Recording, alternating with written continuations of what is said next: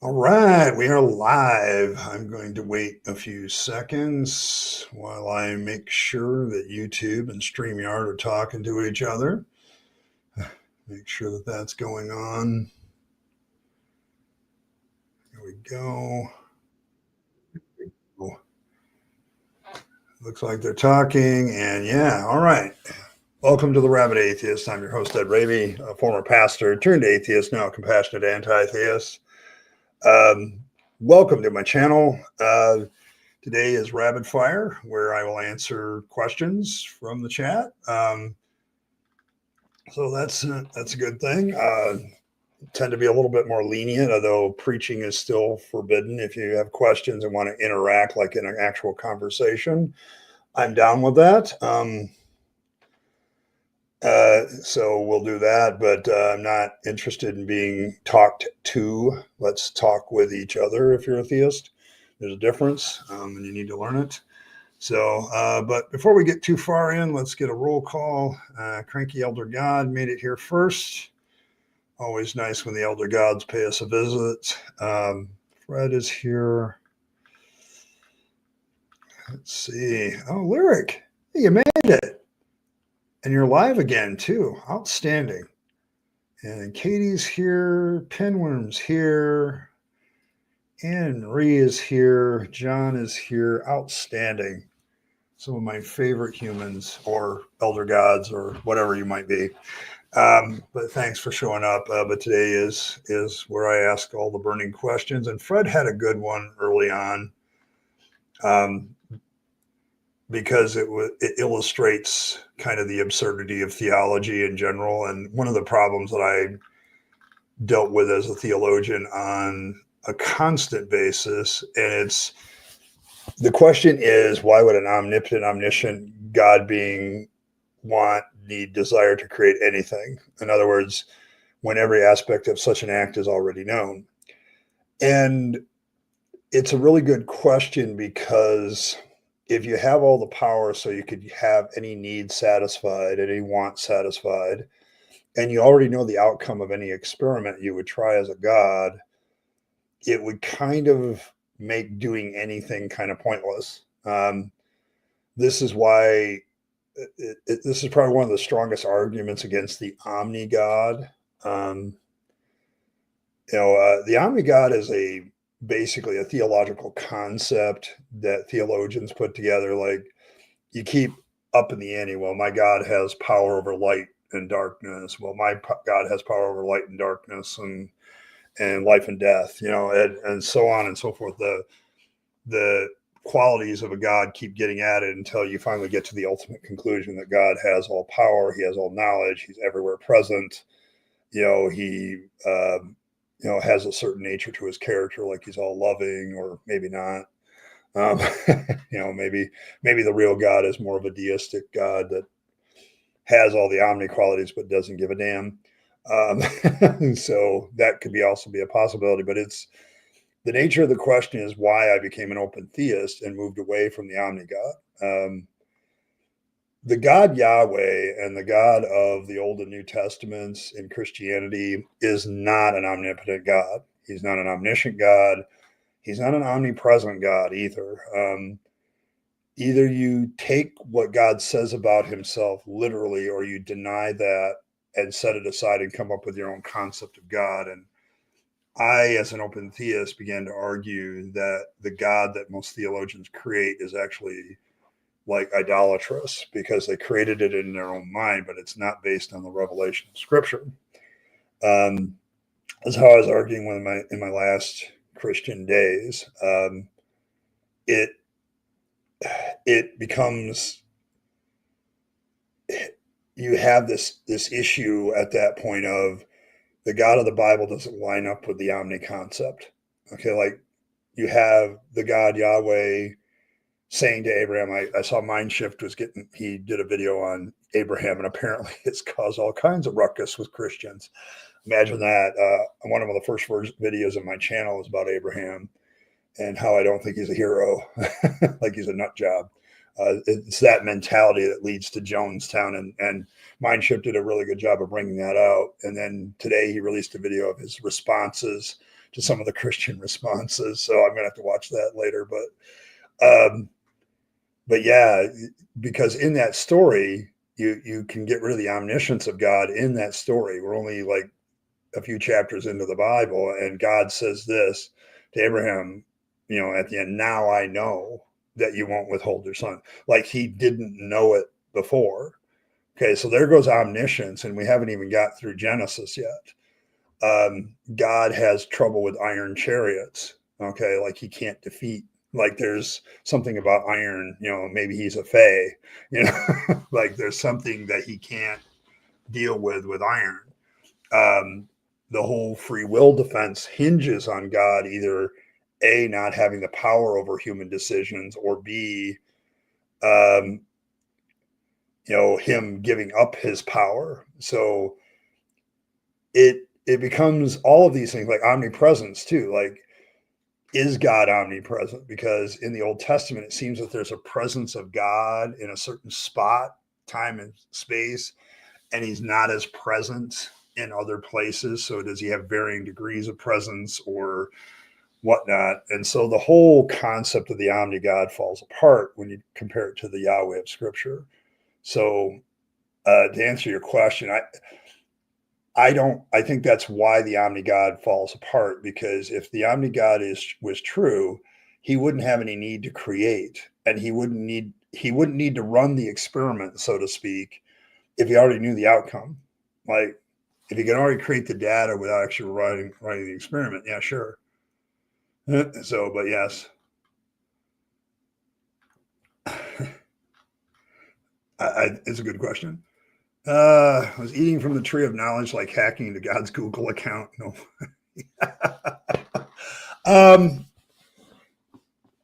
That story has got a few contradictions in it. One, well, it's not so much a contradiction in the story as it's how it's interpreted. I remember arguing on Bible college campus. I said, I'm sorry, the serpent's the only one that told the truth. Okay. Yeah. And I don't know what this fear of knowledge, of having too much knowledge, is a very ancient thing. Like people who gain it, and it still resides today in religious people. It's like there's always this, oh, I don't want to learn that because that might upset my beliefs. Okay, so, but I look at Eve now and I consider her kind of a defiant hero. She's a heroine because she's like,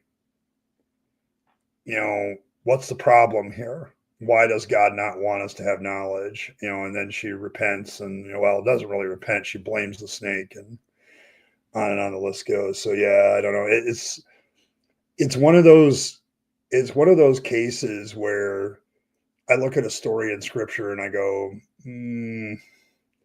there's some problems, with God in the story. Like there's another omniscient problem. Where are you? Well, he knew where they were. It was a rhetorical question. It's like, it doesn't say that. It literally shows God being a present entity. Like he wasn't present when they did the sin, but he is present later to give them consequences. So that's not an omnipresent God.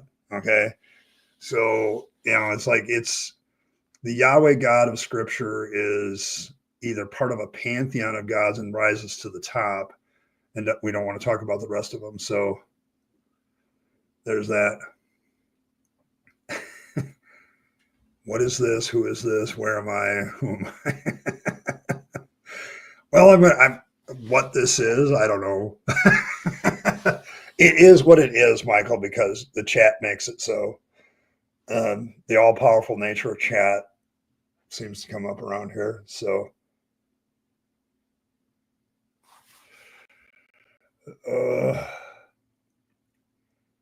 damn snake gave you the password, yeah.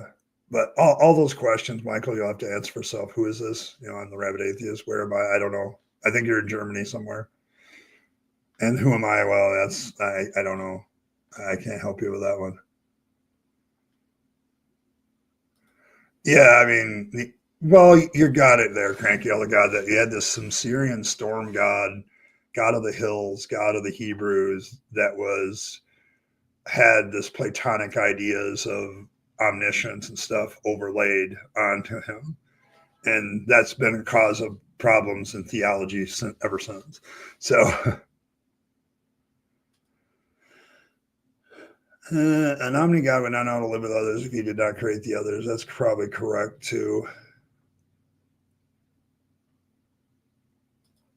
Why would the world God create floods, volcanoes, tornadoes, tsunamis, the devil, and hell? That absolutely makes no sense. Yes, especially if you're going to claim that God, such a God is benevolent.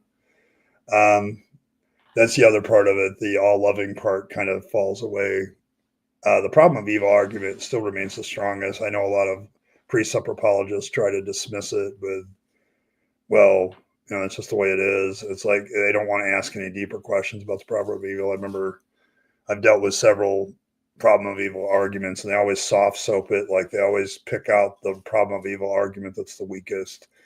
And I point out to them, no, your God sits in the corner while a young girl is sexually assaulted by her father and does nothing about it. Okay.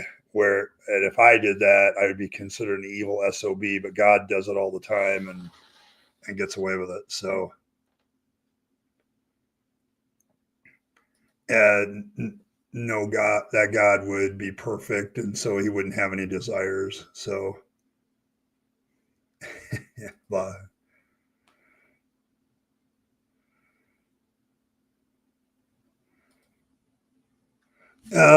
yes, to be fair, some denominations dropped the omni and replaced it with maxi because that's the maximal being argument, which just it's that whole ontological argument bullshit. Like he's the greatest thing that can be conceived, whatever argument that is. Yeah, it's bullshit. And so they changed the omni to maxi, so he's a maximal being and not necessarily an omni being. So, but yeah, it doesn't change the problem though. Okay, it doesn't. Why would a maximally great being need to create? Is still a similar question. I can ask the same question. So, yeah, so good to see you, man.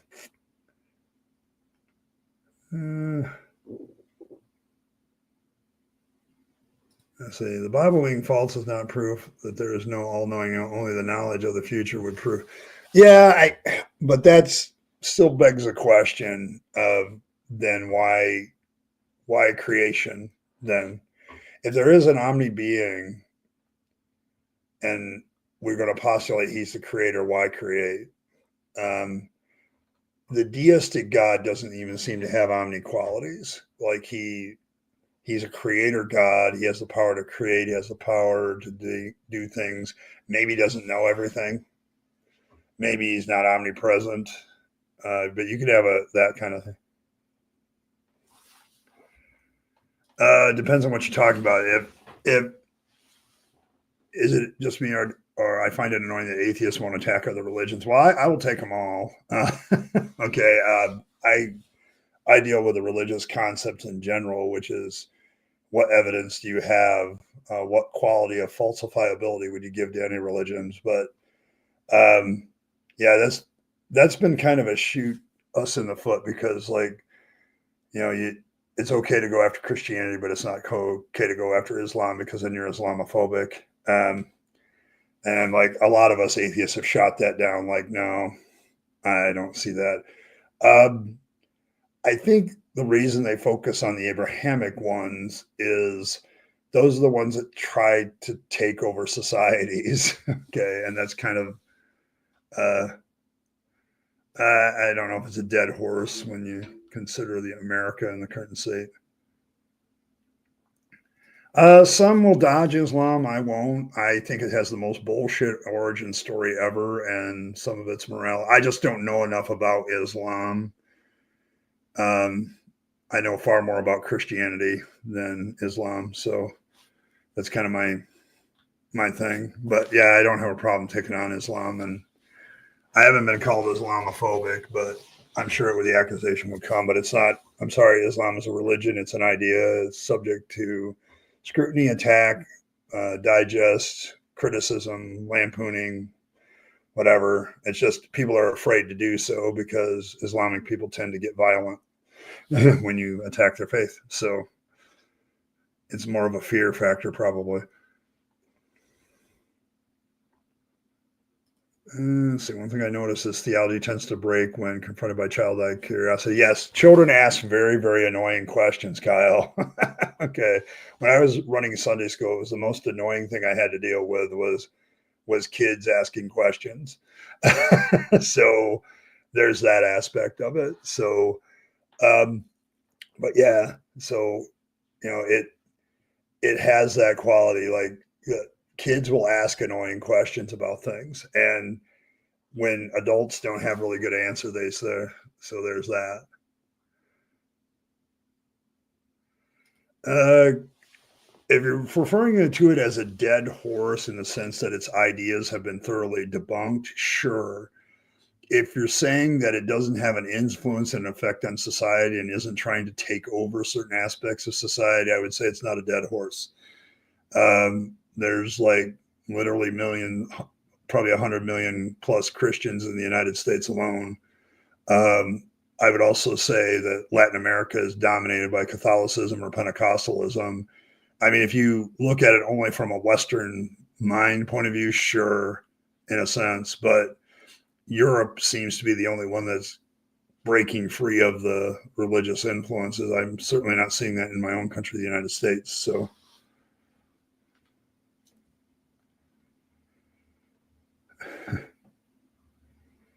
uh,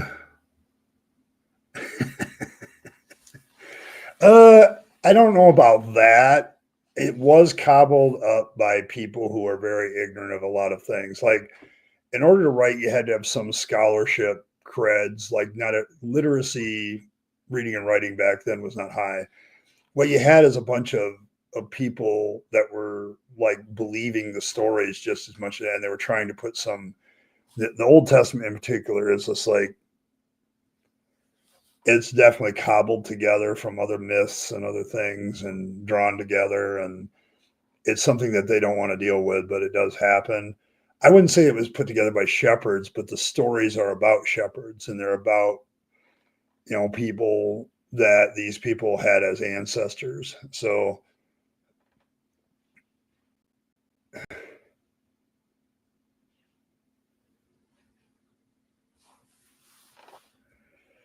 uh, I would say that that's probably my observation. Christianity is a religion currently trying to take over my government. So, yes.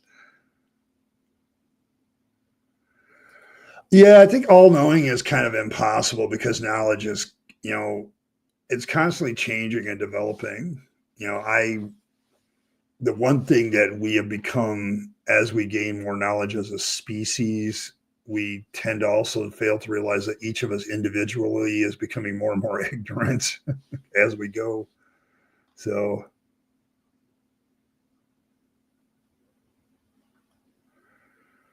uh,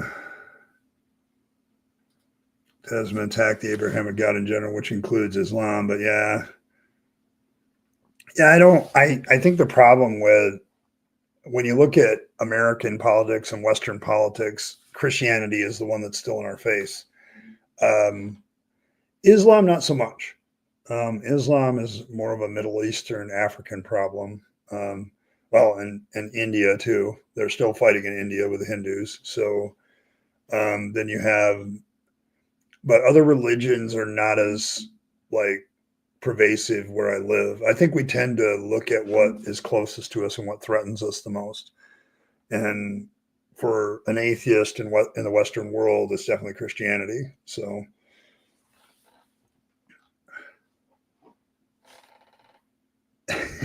yeah, I mean, I go after Islam based on its founder. I got yelled at for that once too.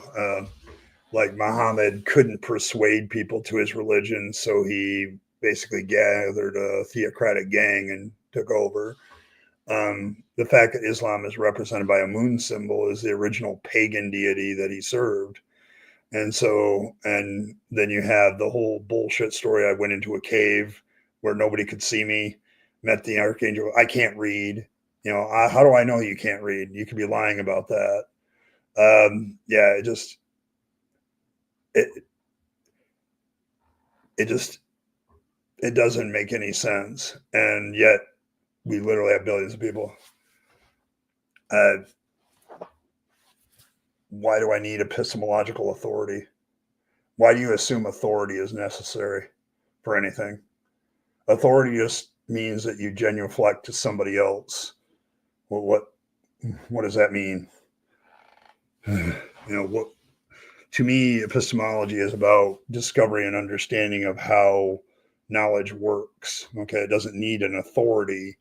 It just we work on figuring out how it actually works. Okay, so I don't need an authority figure or an authority whatever in there. Okay, sounds like a very presuppy question, by the way. And you presuppositionalists need to understand that your arguments work for any religion. That's your weakness.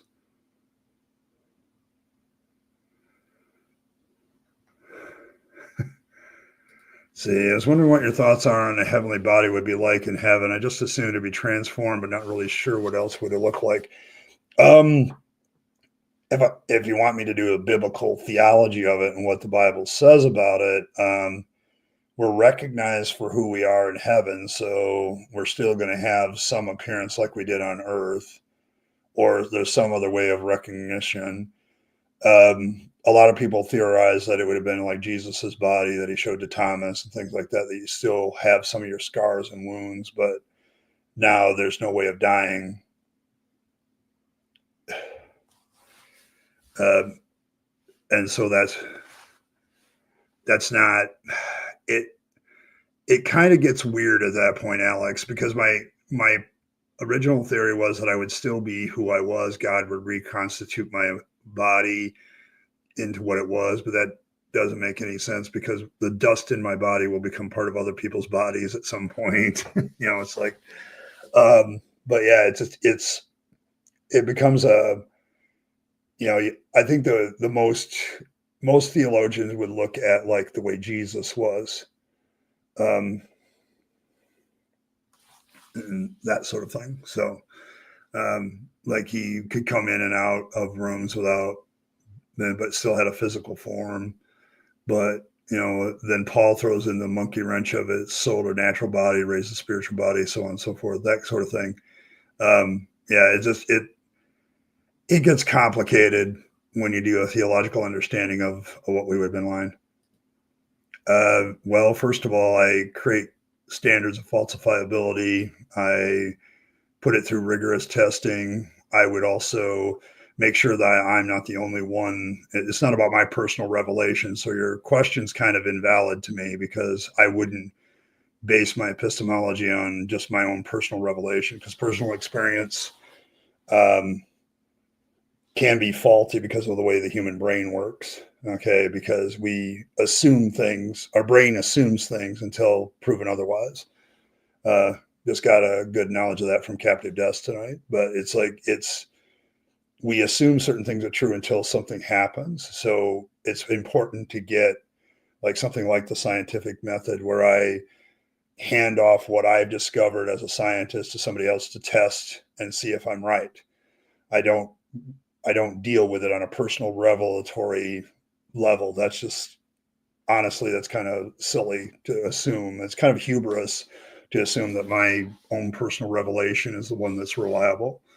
I would need to have more than that.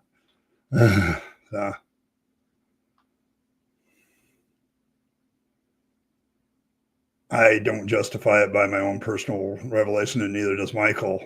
Okay. But if you want to talk about unprovable things, prove your God exists. Okay, because what you don't seem to realize, Angry Chicken, is your arguments work for every religion. Okay, I can literally take the presupper arguments and use them for Islam. Islamic people use them. Okay, it's the greatest weakness of presuppositional arguments is I can literally plug in any religion to it and say I can presuppose my religion is true, and you have to prove me wrong. So the Odinists can come up to you and say, I believe in Odin, Thor, and all that stuff, and you have to prove they don't exist. Okay. And sorry, your defense by counterattack doesn't really work because it doesn't really prove your claims. So, prove your claim that there is a God. Okay. Prove that, and atheism will die. It will end. Okay. If but I don't, you assume that almost everything is about personal revelation because that's the way it works for you as a believer. Okay, you're sitting there saying that that's faulty in me, but you're basing your faith on the same thing, that you have this presupposition that your personal revelation is all that you need. So yeah, definitely precept alert. But yes, I'm sorry, you have unprovable claims that you haven't proven. You're yelling at me for unproving stuff, which I don't think is true, but you still haven't proven your claims. It seems very hypocritical to me that you're demanding proof out of me, but you won't provide proof of me to me of your viewpoint. This is another great weakness of presuppositional apologetics because it's hypocritical. Okay, it shows a lack of honor. If you ask me, I follow a lot of virtues, and one of them is honor. And to me, it shows a lack of honor that you won't prove. I mean, all you would have to do to end atheism is prove that a God exists, and you haven't done that. Okay, prove with good evidence that a God exists, and it would be end. It would be end of it. Okay. Oh. When it comes to GS, I saw that, Michael. Well done. Islam is one of Muslims on might makes right, and all events have been directed by God, especially the of Abraham. They have to have this society and follow because of a lack of piety. Yes. The basic thing I get from Islamic people is very holier than thou. Like we have arrived, we have the last revelation, and if you don't bow to that, you're wrong and you're evil. And it creates you want to talk about an extreme form of tribalism that's created by a religion, it's definitely Islam. I mean, I have no problem bashing on Islam. Okay. I think the origin story should be enough for most people to go, what the hell? Like a supposedly illiterate shepherd enters the cave where nobody sees him, and God gives him a revelation, and then the revelation is lost, and we have to reconstruct it by everybody, throwing their little 2 cents in. It's like, that has got to be the biggest bullshit story ever. And people believe it.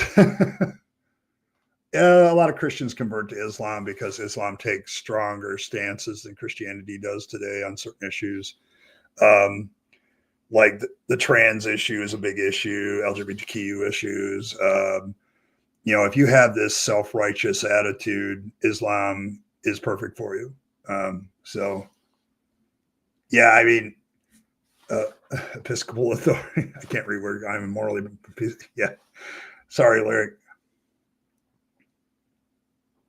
No, what you're proposing, my view is rational in the fact that I test what I think I know with falsifiability. The one thing religion runs from, like a scared little cockroach every time the light comes on, is the moment you say, well, falsify, what would falsify your religion?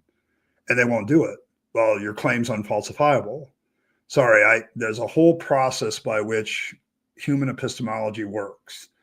Okay, your very low level understanding of how epistemology works, you need to go learn. Okay, but we test things, we get data on things, we come up with criteria of how we would know something. Religion doesn't do that. Religion accepts things right out the gate. But what are you saying then? If that was true, then you're saying that your religious belief is no better than mine. So what makes your belief better than mine? Okay, now I don't think that that's true. Like I just said, I think epistemological evidence doesn't need an authority.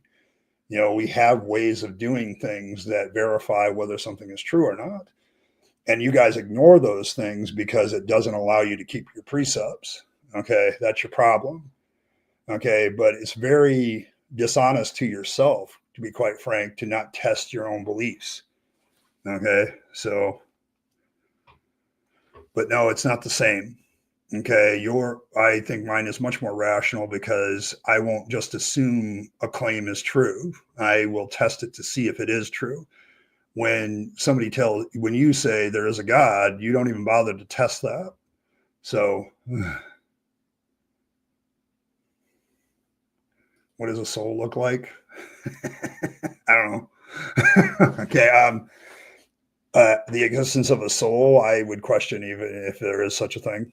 Um, the more I learn about neurology because I'm autistic, and the more I learn about the brain and how it works, I'm fully convinced what we call a soul is actually probably more brain function than anything else. So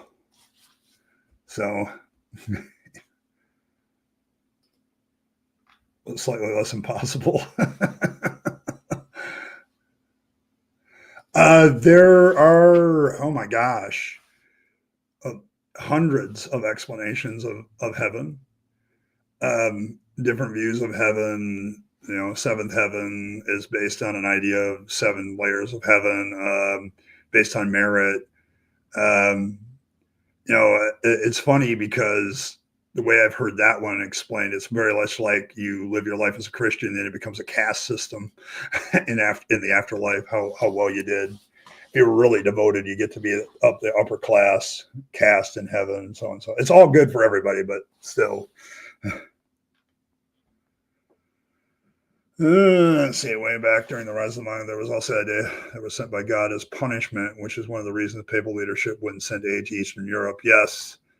Um, yeah, you also saw the same logic applied to COVID. People were getting COVID, and so therefore it was the wrath of God.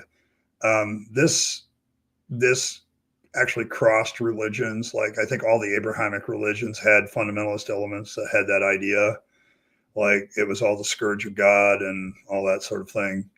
Because that's the title that he got. The Mongols, was it Genghis Khan or one of them, got the title the scourge of God from the Christians. Um,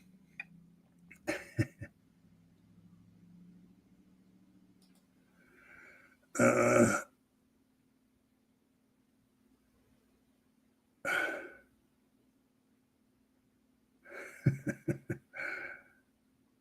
I don't know if Voltaire is a Chad.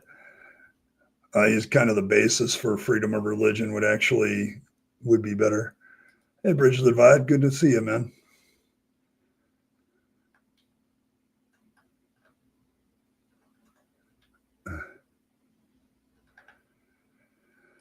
Personal revelation equals human psychology. Yeah, pretty much. I would agree with that. Uh,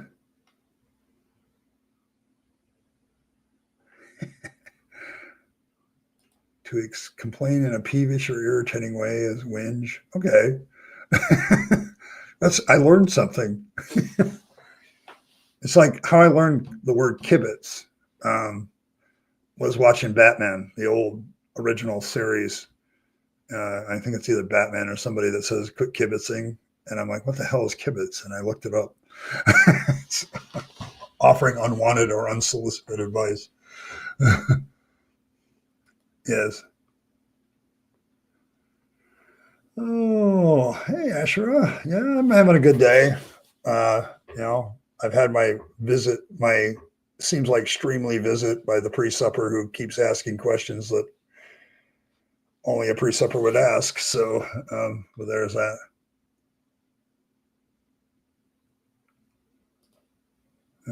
Let's see. Bridge Divide had a better answer. It's more rational because it is more parsimonious. Does not imply multiple entities, unnecessary, recursive. Repeated application leads to successful result, and it doesn't beg the question. Exactly. Thanks. So,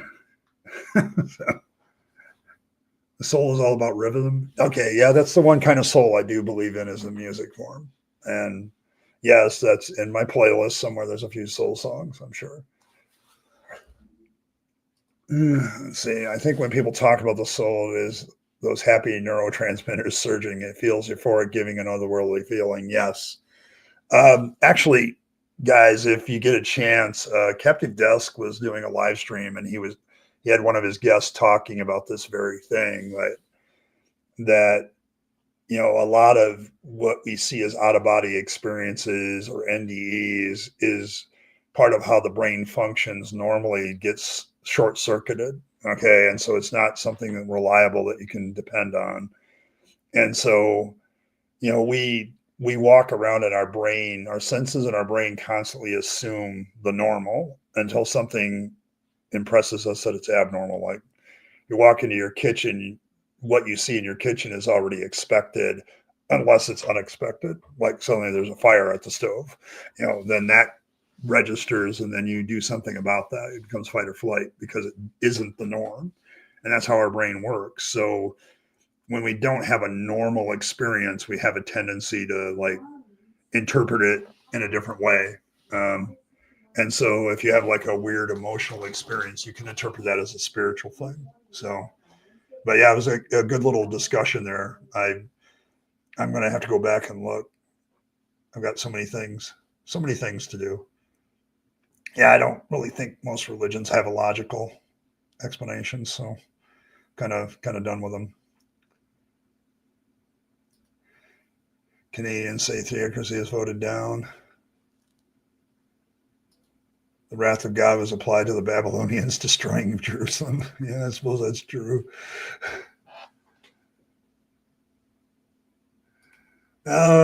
One 10,000 distinct world religions, really? We're up to that number?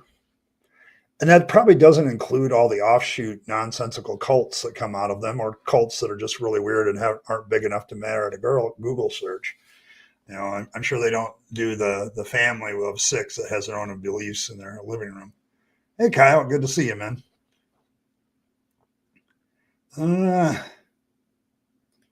See, there's 4. Yeah, I mean, because then you have Christianity as one of those religions, and it's like got 40,000 denominations around the world. So yes, and then and you also point out, Cranky, that like Catholicism isn't unified as everybody thinks. It has like its own branches and different feelings to it. So yes. Good to see you, Triple E. Good to see you. I killed Earl. John, good to see you. Yeah, I heard about the political fight in Canada. Thankfully, it's going the right way for you guys. But I'm glad theocracy. I'm still very, very. My autistic anxiety is at a high level every time I look into politics or how society is going in my own country. So I tend to avoid it most days until I have to, like when I'm about to do a stream. Speaking of which, I forgot to mention the goals for the week. If I get 10 super chats this week, there will be another hat reveal on Saturday. It's a hat I've been holding on to for 3 weeks, so it's time to get it out there. So I'm going cheap with just 10. But if I get to 20, I will do a live stream next week, Friday, as a bonus. And I will open up, I'll put the link to the StreamYard in chat, and those of you that want to come in and talk and have a good time, it'll be kind of a party atmosphere, but but we'll talk about whatever we want to talk about. So yes. Yes. Just to mention, Earl, thanks for streaming with me Saturday. It was a joy, as always. It was good. I enjoyed it immensely. It's rare for me to enjoy a social event, but I enjoy streaming, and you're a really good person to stream with. So thank you.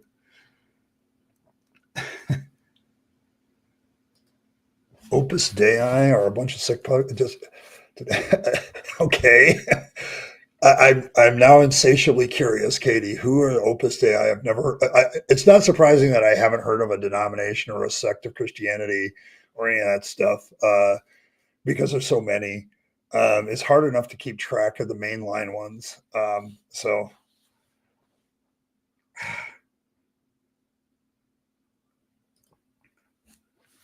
I think the problem with precepts is that I like to start at 0. I think, therefore, I am, and I proceed from there. This is so far away the concept of a deity that it makes no sense as a foundation. Yeah, I think that's my problem now, too.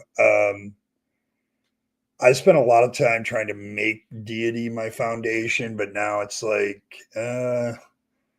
it doesn't work for me anymore. So I'm kind of with you there, Michael. And the problem I have with presuppositional arguments is I try to point out to them, if you presuppose your religion is true, what's wrong with any other religion presupposing that it's true? This has been the problem with presuppositional apologetics from day one. since the first precept ever dawned on the planet. I can literally use this. I can take the arguments for precept and transfer it to any religion and say, like, I could be Islamic and say Islam is true and you have to prove it's false. Otherwise, you have to prove what yours is true. It's a cowardly way to not prove your point. So, and yeah, and as you point out, I try to presuppose as little as possible. Okay, I try to determine what is factual before I start drawing conclusions. And it's a different thing to have a hypothesis than a conclusion. Like if you already conclude that there is a God instead of a hypothesis of there might be a God, those are two very different statements. And presuppers don't do that. They don't make the distinction. So it's one of the problems I've had with them since the get-go is like I can literally take what you just said and put it with Islam, Judaism, Odinism, Hinduism, Buddhism, Taoism. I can presuppose those religions' precepts are true, and you have to prove them false. It's a very childish argument form. It's why it drives me nuts that it's so popular. Other than they've run out of evidence, so that's where they have to go. So, yes, I don't think they're actually interested in dialogue either, Cranky. They come in, they do what the one guy just did, which is they ask you a question they think is a zinger, and it's like, my foundation for my epistemology is an authority. Okay. And, it's like, it's not based on there being some authoritative distinction. It's like, what do we discover? How do we verify things? How do we get good evidence of things? And that's not a discussion a presupper can even have. Okay. So, because they want to assume certain things are true. Opus Dei has a very strict set of Catholicism way off into the cult arena. Oh, okay. So, the Pope's hitman, is that what we're talking about here? Like the new Pope has got a death squad already, or I'm just asking for a friend. Religion still fascinates me, even though I'm an atheist, because it's like there's so many common threads to every religion that point to bullshit that there's always that made up event that supposedly happened or that personal experience that somebody had or whatever that leads to a new religion. See, a lot of religious people in my life just assume things about God, what he's like and what he wants, but they only have dogma and subjective feeling to back it up. Exactly. That's the problem. Okay. And I can do that literally with like any religion. Like there's no, it's why I just said the presupper arguments work for everybody. And that's kind of the way most people work with their religion is, on a precept level. Like they just presuppose certain things are true and they don't bother to look into it any further. My problem and how I deconverted is I had this insatiable curiosity to know why. And why does this work? How does this work? What's the proof of it? And I spent a lot of time as an apologist trying to find the proof of my faith and only came up with more assertions without evidence.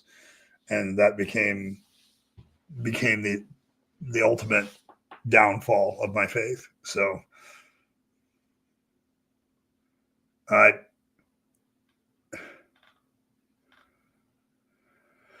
don't know. I've seen Angry Chicken somewhere else. But yeah, he probably left. He wasn't getting anywhere. Okay, he presupposed my answer too. By the way, I hope somebody gets that joke because he kind of presupposed my answer and like that's not what I said. Okay, so it's like, I've noticed that they kind of tend to be cranky elder Christians, John. Yes, I think that's true. Oh, really? Opus Dei are like Catholic MAGA? Oh my God. Yeah, hide. Okay. I'm right because I say I'm right, therefore I'm right. That's what a precept says, Bridge. Okay, fair enough.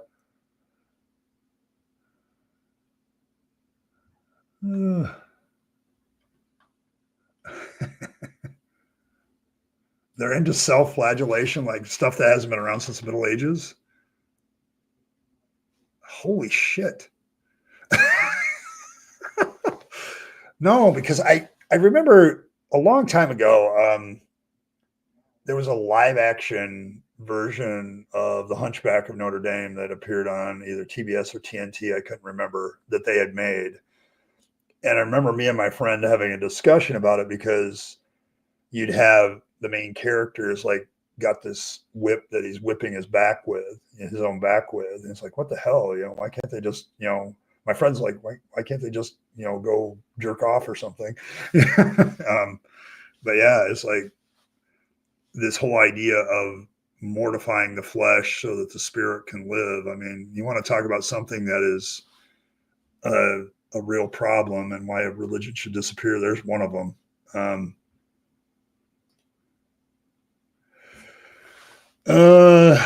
I don't know. The problem with political cult leader type cults is they do tend to keep, there's always this group of people that continues to have this nostalgia about a political leader long after they're dead. I don't know if that counts as a religion. I've warned people that politics is very much like religion. Like, politicians make all kinds of claims, okay, that they can't prove. Political leaders, political activists, they are all about ginning up your emotions so that they can manipulate you. Always be aware of that. It's one of the big things I learned from studying poli-sci was that the social psychology and the stuff that happens in politics is very, very active. And so once you realize that, it's like, okay, what is this and why? And does he have any evidence to back up what he wants me to do? But when it comes to Trump, I don't know. Part of the reason he is the way he is right now is he believes he has a mandate from God. Like, he talks about the fact that God spared him from assassination, for this moment. And it's like, no, the kid just had really lousy aim. It's like, and, well, good in the sense that he got in the ballpark, but, that argument falls apart to me because there was one other person that was in the bad day for, apparently God wanted them dead. Yeah. So it's a poor argument, but yeah, he has this mythology generated around him. The problem is mortality tends to catch up with all these people. And 50 years from now, like, there's still political occults around a certain Austrian corporal, okay, that still exist, but they're small in number. I think that the idea of fascism, however, is still very much alive and well. Thank you, unfortunately. But I don't like the name calling either, Cranky. It's just, I don't call a person, you're a dishonorable person. I just say you lack honor. And for me, presuppers just lack honor. Like, if I make a claim, I feel honor bound to prove it. Okay. Which is why, as an atheist, I don't make very many claims. Like, I don't claim that there is no God. I mean, obviously I have a cranky elder God hanging around. Fangs is probably watching over the show. I mean, it's as logical as anything else, but it's like, I don't know.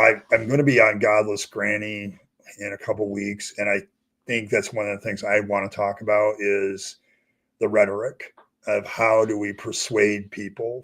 But you saw what I did with the presupper. I'm like, quit assuming things about your questions. Like, your question, I questioned the question. Okay. Like, I don't accept your question because I don't think I ground that on any presuppositions. I'm not trying to do that. Reason wins out because it proves itself. Okay. So there's that. Yeah. Or when they talk about special revelation, I'm not an atheist because of special revelation. I'm an atheist because I looked at all the evidence for a God and find it all wanting.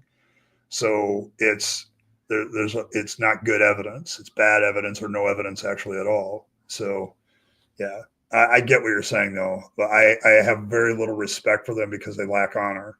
Okay. seem to want to prove that there's a God. They want to run away from that question. And that's very cowardly to me. It lacks courage and it lacks honor. But there you go. People in my life define God as good, even though God clearly does evil things. They presuppose that he is good, and everything that God does is good, and they justify God's killing of innocent life.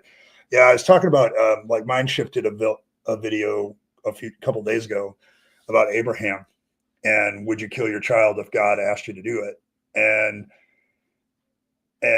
his response in that video, I believe, is, as I recall, I only watched half of it, and it was so good that I had a lot to digest and think about. So I got to watch the rest of it, and then I got to watch. He had a response today, but it was like the justification that your mind will go through to justify why God would even ask another human being to kill his child. There's a lot of mental gymnastics you have to go through to make God good in that story.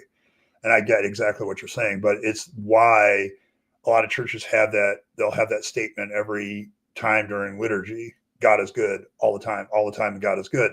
And if you keep repeating that, it becomes like this thing in your brain that your brain automatically fires to as a believer. Okay, like no matter what you show to people in the Bible of how God is evil, they'll immediately go down that path. Okay, because it's a path that's been generated through their religion.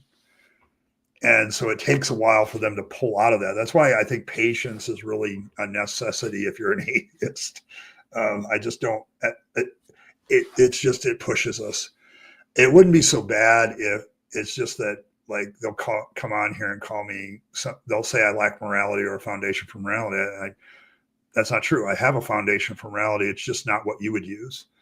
Okay. And you may disagree with that foundation, but you quit saying I don't have one. Okay. So, no kink shaming. Oh, just can't handle being horny. Yeah, no. Hey, BS puts the blood in. Oh, I don't know. Yeah, I've always felt that form of Roman Catholicism is where bondage and BDSM and all that crap comes from. It's like, don't get me wrong, whatever your kink is, that's fine. But it's like, there's a reason why Catholicism and that type of porn is like linked all the time. There's a reason for it. Oh, only poopy brains were born. Okay.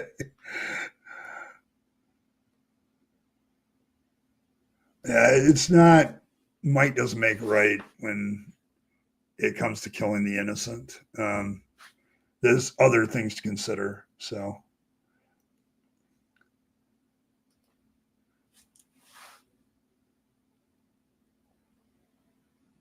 it could be freak luck, or determinism is true and all the physics lined up and he just missed. But yeah, I don't know. I mean, but the problem is how it's an experience. It's an experience. There's a lot of people that dodge bullets every day. Like they get lucky. Policemen in the line of duty.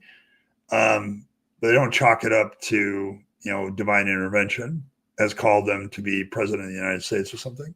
So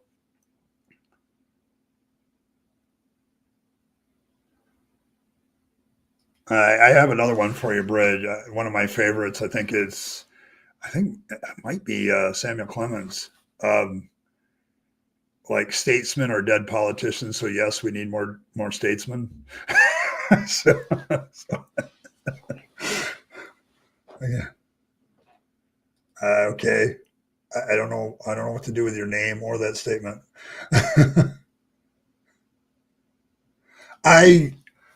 I prefer when there's an interrogator, like there's a question. Like, I gave the guy credit that came in earlier, that Angry Chicken, when he came in earlier, because he asked questions, and that's great.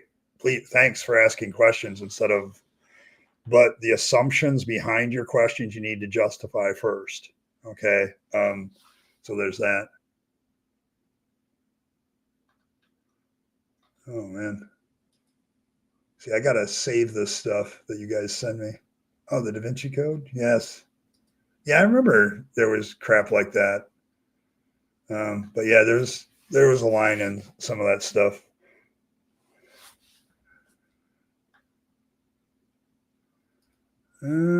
Faith, power manipulates the secrets of the. Okay, I have it now.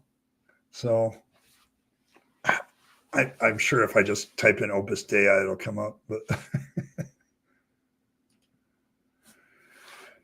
let's see. What gets me is that so many of them still can't comprehend the statement "God is good" is completely incoherent. Yeah, that's why it's a religious statement. It's why it's liturgy. Okay, you need to understand something about liturgy. Okay, as a 20-year pastor, I can tell you something. You don't want people thinking when they're in a worship service. Okay, you want them feeling and you want them accepting. You want them in a good mood. You want them relaxed. Or if you do have them in a bad mood, it's because you want them to get emotionally ginned up, like the subject of hell or sin. You want them to be upset about that, but then give them the punchline of how you fix it. Okay, it's all psychology. When I look back at my preaching days, how much psychology I used to manipulate the crowd is just there.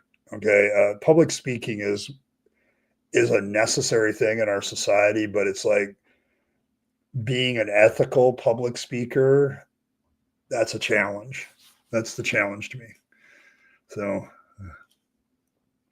say, Triple E, people tell me, who are you to know better than God? And I try to explain that God damned his creation from the start, but they say it's free will. It's always the who are you? Well, if God gave me this brain and let me ask these questions, then why isn't there answers to the question? If God is so big and so knowledgeable and reveals all things, then why isn't there an answer? Why do you have to suddenly defend God? God should need no defense. So there is that aspect of it. I would definitely, I push back against that question several times. Like, why does God fear questions? And it's like a lot of politicians they'll get mad when somebody asks them an awkward question. It's like, why are you afraid of the question? Okay, and so to me, when theists do that, it's a tactic that I respond, well, why is God or you afraid of the question? Okay, and as far as God damning his creation from the start, that's absolutely true. I think the instruction of don't eat from the tree is really vague, and you won't die. Otherwise, you'll die. And then you eat from the tree, you don't die. The snake turns out to be the one telling the truth. You know, you've kind of set yourself up there, God. And as far as free will, prove that it exists. I'm still waiting for proof of free will. It's just an assumption. And let's see. Speaking of kink shaming, there's no shame in rubbing that like button. And Earl, the like button is a slut, and we'll gently press sluts in this house. So there we go. Thanks, Fred. Appreciate you, as always. Childhood indoctrination seems the most powerful force in theism. Get them while they're young. As a former Christian education pastor, yes, it was our constant focus in Christianity. What in our education programs was children and teenagers, particularly young teenagers, like junior high, maybe freshmen, sophomores in high school. Because once you become a junior or senior in high school in America, you're kind of like 16, 17, 18, and that skeptical rebelliousness doesn't lend itself well to indoctrination. So, so there's that aspect of it. But yes, but thank you very much, Fred. I appreciate you as always. Always. So,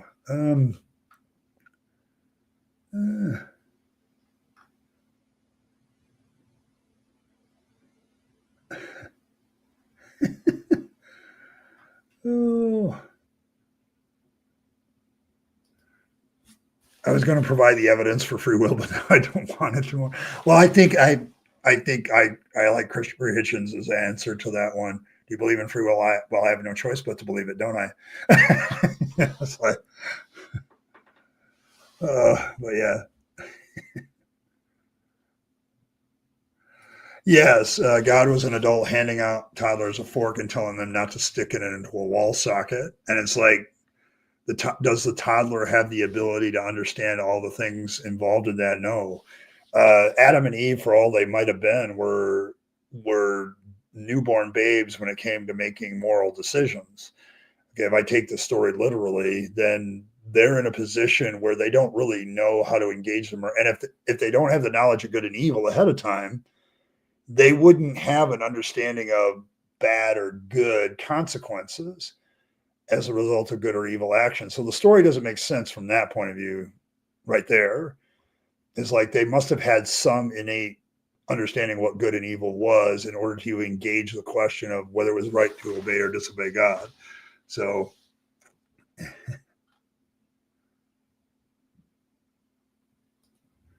what were the primary traits you were required to teach children in order for them to grow into theists? Acceptance of authority over your own reason or your own thoughts of things, like what we saw earlier. Like, who are you to trust? Who are you to question God? Stuff like that. Like, it's God's word. It's God's thing. You shouldn't question that. So unquestioning obedience to authority, and of course that have the pastor and his staff as the people that speak for God. You're not really allowed. You're supposed to respect and not, question them either. The other quality you want is gullibility, like the ability to feel like you're thinking, but you're actually not really thinking. Acceptance of a lot of things. Like, we just want them to accept what the faith says without questioning it. And the way you do that with kids is because kids don't really have that. Their brains haven't developed to kind of question things yet. And actually, obedience to authority for like a toddler is a good survival trait. Like, get away from the lion, run. If you give a command to a kid, you want them to obey, especially if it's a life and death situation. The problem is faith isn't a life and death situation, usually most of the time. And so you can use that authority to kind of get them to believe anything. If religions really wanted to prove themselves, they should leave children alone until they're 18 and then present their religion and see what happens. But I would, but yes, there's certain qualities in a child that you can exploit with indoctrination because they are gullible. They're naturally gullible and they naturally follow authority. And so you just reinforce those two qualities. And don't be skeptical. Don't think, just believe. Okay. You get those qualities into a kid. Well, they're already there. They're already there by nature, and you're just reinforcing what they already are. And you're doing it for adult benefit, which is kind of despicable when you really think about it. So it's why I'm glad to be out of it. So, yeah. And then God put the socket where he knew the toddlers would look for it. Yes. Doesn't bother to put a cover over it so they can't actually stick the thing in there. Yeah, I use it every time the subject comes up. Yes, it's a good analogy, to be honest.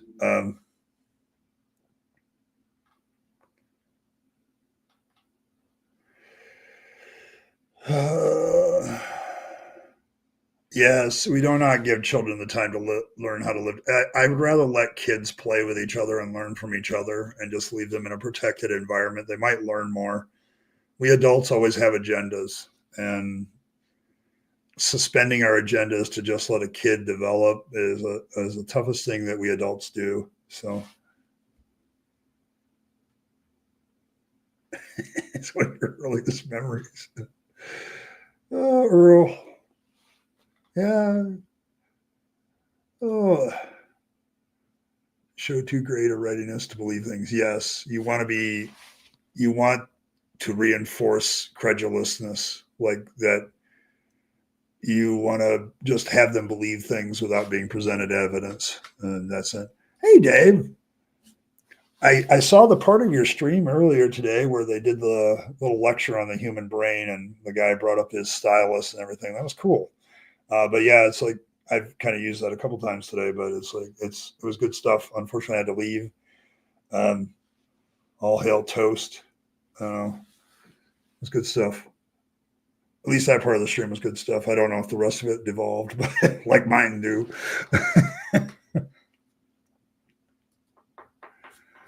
Yeah, you have to establish them as either A, normal, or B, the good thing. Okay, that's why even Protestant pastors, where you have like a congregational government, still have this aura that they're speaking for God. Rationality Rules did a thing about apologists where you have to manufacture authority and speak with great confidence to be a good apologist. And that's exactly what religion does, is manufactures an authority that doesn't actually exist. And then you have to speak with supreme confidence about that. Okay. So it's that kind of thing that you have to put in there, that this manufactured authority is what people follow. Okay. It's you create an authority that doesn't actually really have any reason to have authority. Okay. It's like, this person speaks for God as a claim, but we're going to accept that claim without evidence. And that's inherently good to just accept it without evidence.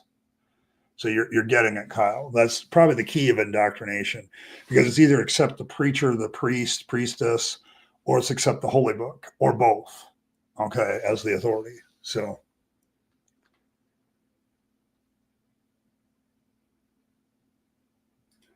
mm, yeah, I don't know. Age of consent for I think there's a reason why we focused on junior high and down, okay, because junior high kids are just getting used to their ability to get out of black and white thinking. They're still very black and white in their thinking, and but they're starting to come out of it. By the time you hit high school, um, you're definitely out of it. Okay, so you're wanting to think countercultural things. So, uh, yes, a parent walks a very tight tightrope between indoctrination and information. Giving kids information without indoctrinating, oh my God, I've had lots of things about that. So,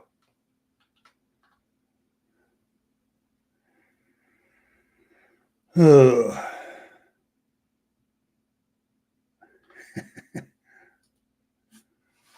I was attending Christian school, the idea that obedience and sovereignty were virtues rubbed me the wrong way. Yes. Um, I Somebody brought it up, pathological defiant disorder or whatever it is, last stream, and I've been enjoying going down that rabbit hole. Thanks.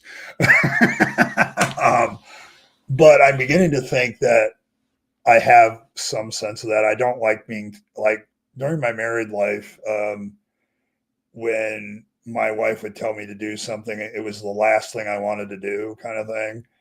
And so I don't know. I think my autism may have played into that a little bit, because it tends to correlate well a little bit. But it's like, yeah, I get it. For me, I think because the indoctrination started so young, like I was 4 years old when I was in Sunday school. So I think I just kind of accepted it as reality.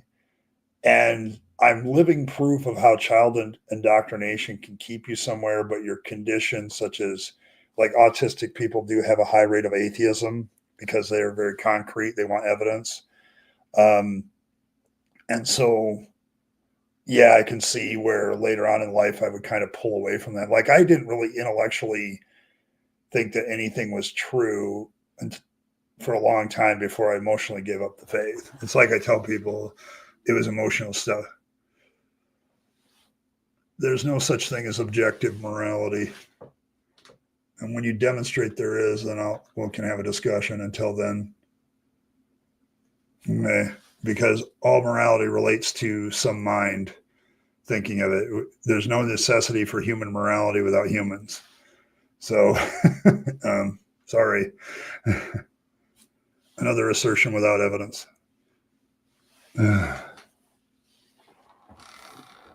Well, I mean, and besides, Frank, people of belief have justified in the name of their God trying to kill their child. So you haven't given me a better alternative with belief systems, because they seem to do pretty shitty things by their own standards. So,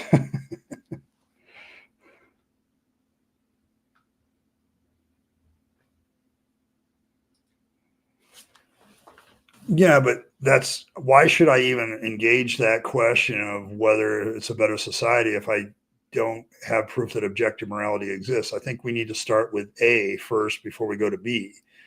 Okay, prove that something exists, and then we can ask whether or not if it's better. But there is no objective morality as I can see.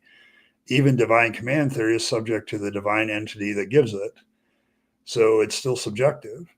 Okay, this whole objective subjective discussion fails for me. So because I just don't see the possibility of a morality system that isn't subjective to human beings or some other thing. So, and Maverick, no matter how many times you change your name, I still know who it's you. So,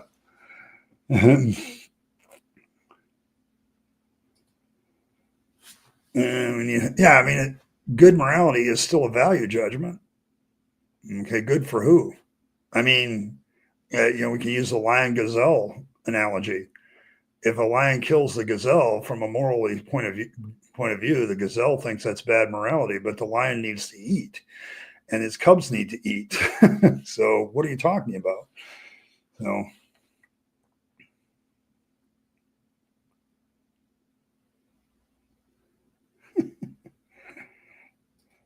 thanks, Triple E. Outstanding. I appreciate it. But yeah, I don't. I'm sorry. I think what's better for society if we human beings sit down and figure out what's best for us all as a group. Like we live in a society, and so morality has society as a necessity. It is always still subjective to society.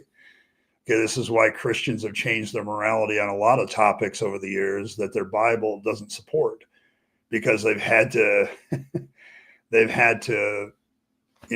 modify themselves because their society doesn't accept that morality anymore. Otherwise, you'd still see a bunch of Western people still advocating for slavery, or killing your kids because they're mouthy, like the Bible says you should do.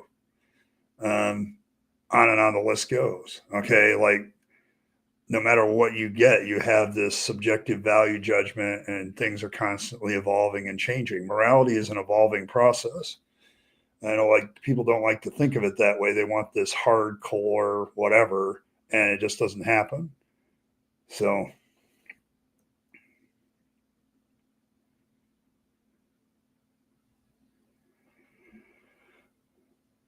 yeah, it's child sacrifice is good, especially when God Himself does it.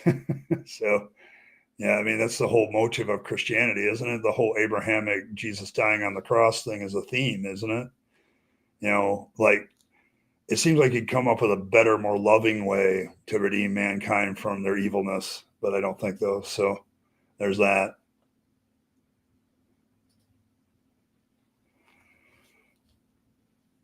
Yeah, it's not universal and it's not objective, but having consenting parties is a desire. Okay, it's still subjective to the parties involved. Okay, that's the point. If you want to talk about touchy feely, then no, secular morality isn't touchy feely either.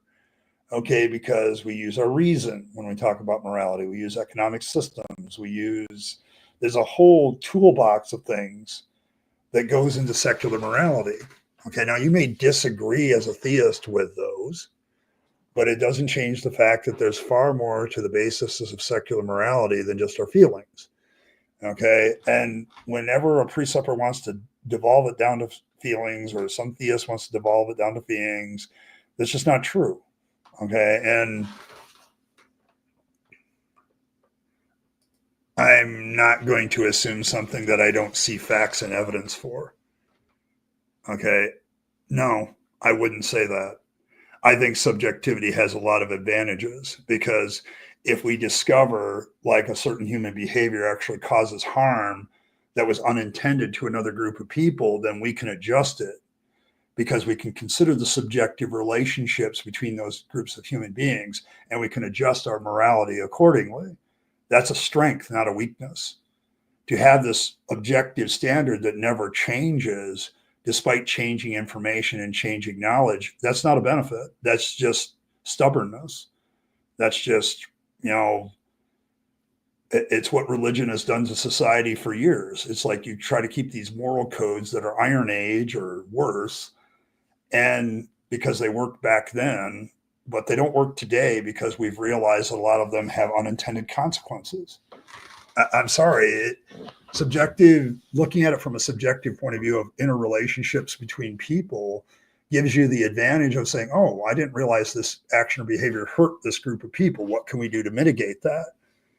Okay, well, that's subjective, but that's a strength. Okay, I can adjust. You can't adjust. People with an objective, authoritarian, divine command theory type morality can't adjust.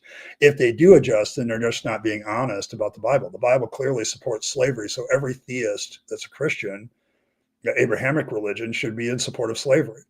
That's simply facts. The Christians that defied that were doing it in defiance of their holy book. Sorry, that's just true. Okay, but that's your objective moral standard, quote unquote objective, but it's still subjective to the God who gave it. You still don't, it's not better. Okay, I wouldn't grant that at all. So,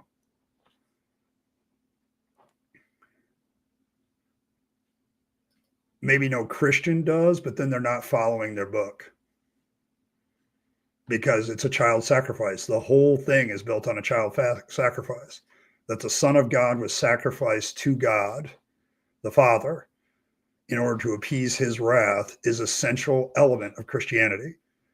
Okay, so whether or not we want to sacrifice humans today is irrelevant. You have an idea that is central to your dogma and doctrine. Okay, absolutely.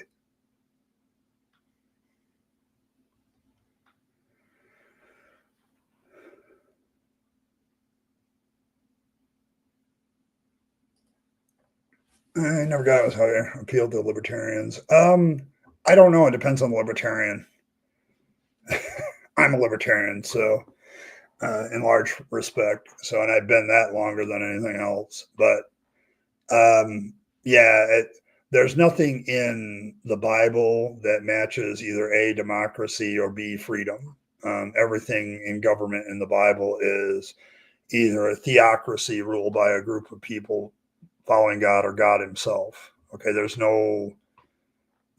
no like statement of rights in the Bible. There's a statement of commandments, but there's no statement of rights. Okay, that doesn't come along later until the Enlightenment. So,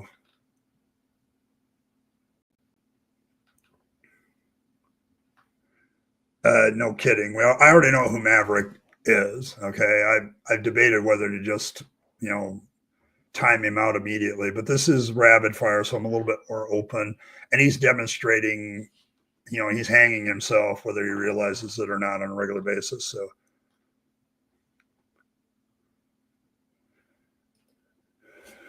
So the book tells us that we are lesser than God. God stood up for us to save us and teach us a better way without any, let alone child ones. Then why did he have it? Okay, why can't he teach that right at the end? See, you're making my point for me, because literally the history of the Bible shows a multitude of animal sacrifices and an attempted sacrifice of Isaac and an actual sacrifice of Jephthah's daughter to appease a god. Okay, this is the same God. Okay, there's a child sacrifice, a burnt offering in the Bible, and God literally asked Abraham to kill his kid. And then you have God himself killing his kid. To say that child sacrifice isn't a theme throughout the Bible is to deny what the Bible actually says. You're literally making shit up at this point, Maverick. Okay, you don't even know your own book very well.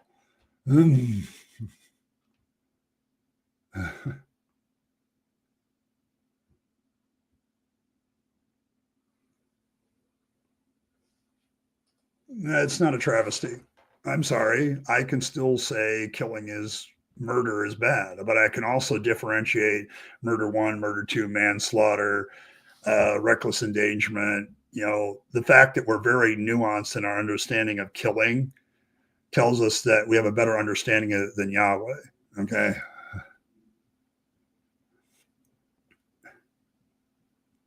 Yeah, as Earl said, God made it stupid rules and created a loophole to get around the rules he made. Yeah, it's stupid. You don't post rational rebuttals. You post nonsense that we do answer, but then you say that we don't answer. You still haven't proven your point. Give me evidence there's a God and give evidence that he actually gave commandments. And then you still haven't even proven that objective morality even exists. You just want to assume it. You keep running to assuming it instead of proving it because if you try to prove it, you can't do it. I would say it's circular logic. Yes, the slaughter of the revelers in Leviticus, like God kills his own people. Okay. We don't know what their ages were. Were there teenagers in that group? Were there kids, hanging out with their parents? I don't know. But yeah, I'm sorry, dude. You don't even know your own book very well, because if you read it objectively, looking at what it actually says and including the bad parts, Yahweh is not a good guy. Okay. And neither is the guy who sacrifices his own son on a cross. So, hey, Kevin, thank you. Appreciate it. Yeah, I don't get me wrong. I'm enjoying the dialogue because every time theists think that they're being rational, they're not. Okay. It's like I'm sorry, objective morality doesn't lead to necessary goodness either. Okay. If it's, Cthulhu, not any disrespect to cranky elder God, but if it's Cthulhu giving the commandments, are they inherently moral? Are they inherently beneficial to human beings? No. Okay. There's a lot of gods I wouldn't want to be the ones that are the authoritarians. Prove your God is the authoritarian and has the right to make those rules. You have to, first of all, prove his existence. And so I don't have to assume any of that argument until you prove point one, that there is a God and he's the one you serve. And you haven't done that. So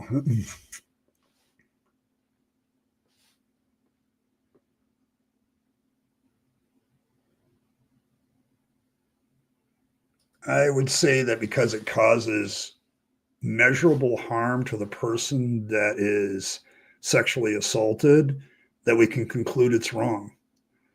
Okay. I'm sorry, when we talk murder or sexual assault or things like that, you can literally measure the harm caused to that person. Okay. You can literally do that. Okay. And so, yes, I can sit there and say that's objectively wrong to harm another person. I can create an objective rule out of that subjective understanding. Okay, dude, your level of philosophy is, first year freshman. You need to go a little deeper. Okay, you got to get deeper into this moral question, because I can sit there and say, yeah, that's always wrong. I can always say murder is wrong because it's obviously causes harm. When you murder somebody, you take away everything they were, everything they are, and everything they're ever going to be. That's to me wrong. Okay. I wouldn't want that done to myself. I have enough human empathy to say that, and I consider that a strength, to say that I wouldn't want to feel that way. So why would I want somebody else to feel that way? See, I'm sorry, there's a whole toolbox that I can use to measure whether or not that's wrong or right, or whether it's beneficial. It's not beneficial to the person whom the sexual assault happened. And you want to get away from the victim because you don't even want to consider the victim. Okay. And not even consider that as part of the equation of, subjectively, this bad thing happened to the victim. So maybe we need to make an objective rule. Don't do that. Okay.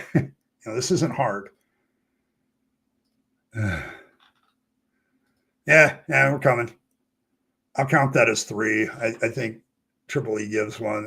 I give special circumstances sometimes. It doesn't always show up as a goal. So we'll see what happens on Saturday.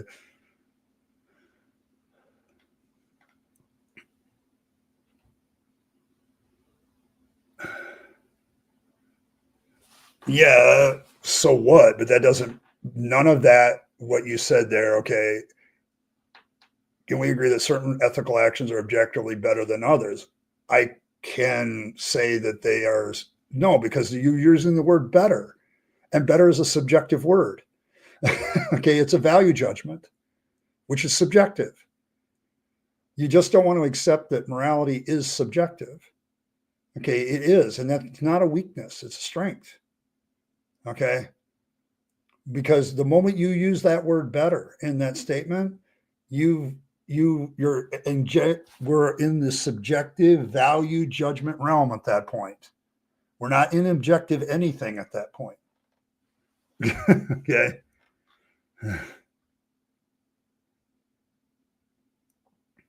Yes, it's the non-consensual part that makes it wrong. Like, to do something against them without their consent makes it wrong.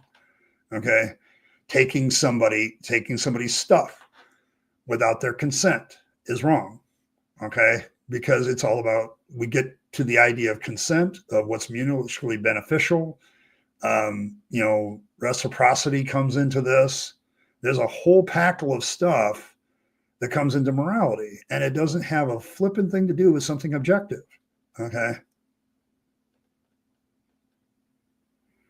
But once again, we're not talking about thoughts, feelings, or opinions. We're talking about rationality. We're talking about measurement systems. There are ways to measure whether an action is beneficial or not. See, you keep wanting to go into this realm of subjectivity being all about feelings, and that's not what we're talking about. Okay. It's about interrelationships.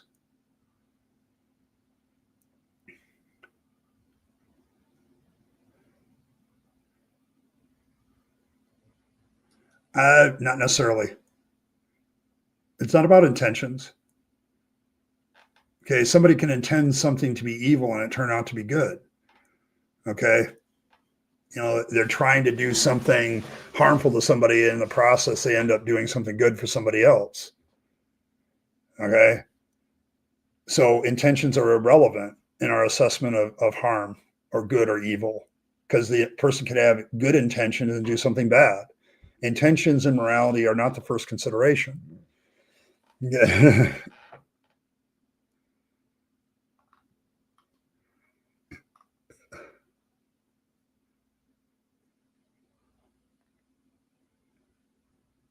I have a lot more options than you.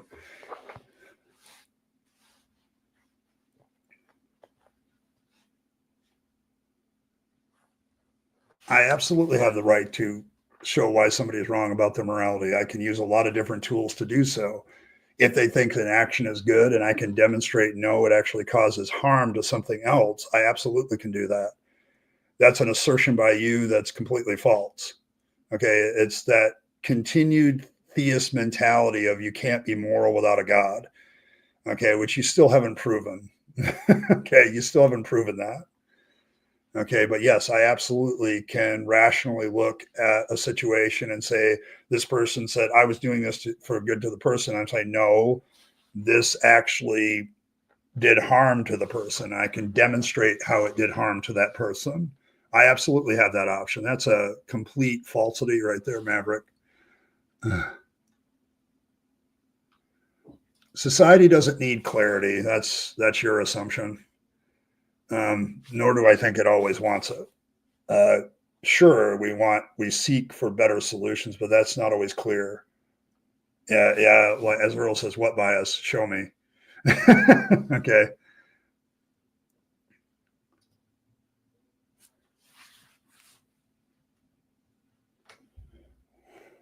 Yes, but you ended up still doing good. The fact that you can have a nuanced understanding of that intentions didn't always lead to something bad shows that intentions aren't the start of it. It doesn't matter what your intent was. It's what actually happened. You didn't actually blow up the world. So that action never happened. Okay. So, yes, the intention was still bad. I can still say blowing up people is a bad thing. Okay. But I can say also, well, you ended up stopping an earthquake. So, yeah, I suppose. But that's just pointing out the subjective nuance of moral discussions. You're doing the work for me. Thanks, Maverick. you know, thanks for illustrating it.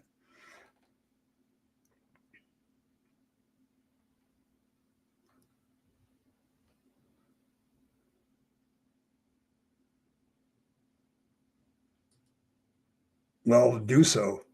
You still haven't done it. You've asserted it, but you haven't done.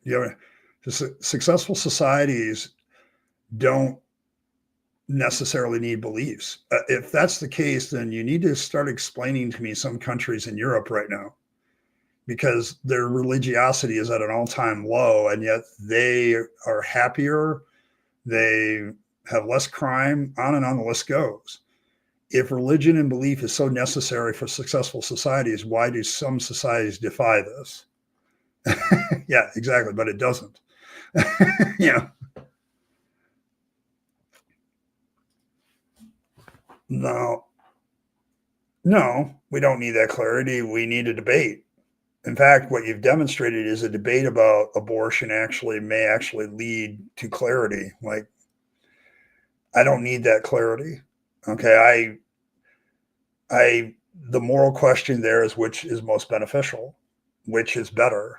Okay, and who has the right to make that decision? Who has the right to make that decision is a different moral question altogether. Okay, the fact that there isn't clarity on that kind of indicates that the moral question is subjective. You can sit there and say we need clarity all you want. That's a claim. Okay, why do we need clarity? Because that doesn't demonstrate it either. Because in the one side of the abortion debate, we're fighting for the rights of the woman to make a decision about herself, her liberty about her own body. And on the other side, the pro-life side is we're fighting for the life of the child that they believe is a child. But their belief in that it's a child doesn't prove that it's a child. What evidence do they present that it is? See, you've just demonstrated that this is a subjective thing again. Like, we're literally, moral clarity isn't a necessity for a successful society. Sorry, it isn't. You can have people who are religious, have different views on things, and still have a peaceful society if they all agree to certain rules about how the society is going to function. But you don't need that clarity. That's your assertion and that's your belief. There's no proof. You need a shower? I'm sorry, Ashura. Yeah, I'd probably let Maverick go on a little too long. Well, in the second case, killing human beings regardless of their sexual status is bad, because I think we can kind of prove that killing human beings ends their life. That's bad for them. It ends everything that they could have accomplished in life, which is bad for them. I mean, I can literally point out that why killing a homosexual is bad for the homosexual. Once again, your morality seems to avoid what happens to the victim, which is pretty typical of authoritarian-based ethics. So it's not my version versus theirs. Okay, society comes up with morality because it's a necessary function of being a social species. Yes, promoting well-being is a good one. You draw the line of bigotry. Okay, there you go.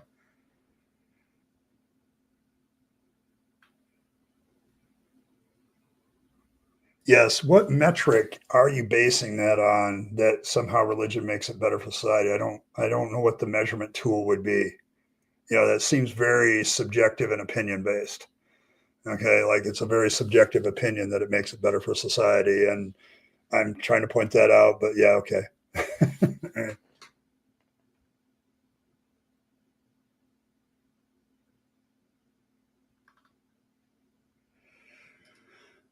Abortion is a no. Obviously, laws dictate everything, and laws originate from ethics, and ethics originate from morals. So, if Christians realize their fetus will be gay and abort it, is that moral? See, now Messenger Reveals puts that question back on it. Okay, if a Christian couple is having a baby and they realize that child's going to be gay and ultimately end up in hell, would they be morally justified in aborting it? See, your theology adds a whole level of bullshit morality to this question, doesn't it? But Messenger Reveal, I know you're not a Christian, Messenger, but yeah. So there's that. Oh my goodness.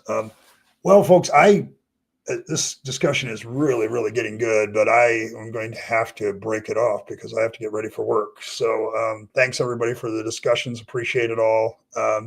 You guys were awesome today. This question will probably still be here next week and the week after, the week after that. But thanks everybody. Another very successful rapid fire. Thank you guys. I appreciate it. And just a reminder, there's the goal in chat will still be active, I think, for another 30 minutes, I think, or it might be almost be over. But yeah, we're three goals closer to the hat reveal on Saturday. So Only need 7 more for that. And then I'm going to open up StreamYard on next Friday if I get 20 super chats this week, and allow some of you to come in. I'll be pretty selective about that. So appreciate all your support of the channel. This has been very good discussions, and thanks to everybody in the nation. All hail Fangs, Nom Nom, all that stuff. Thank you guys for being great participants today. Appreciate it all. And as always, live your best life. You only get one go around, and then it's over. So make sure you're taking all your time, money, and opportunities and spending them on yourself, the people you love and care for, and to make this a better world. You'll be happier if you do. And don't waste it on the trappings of religion and faith, because that's a dead end. I speak from experience. Thanks, Jova. Appreciate that. You have a great day as well. And thanks, everybody else. And as always, thanks for stopping by, guys. And I will catch you all next time.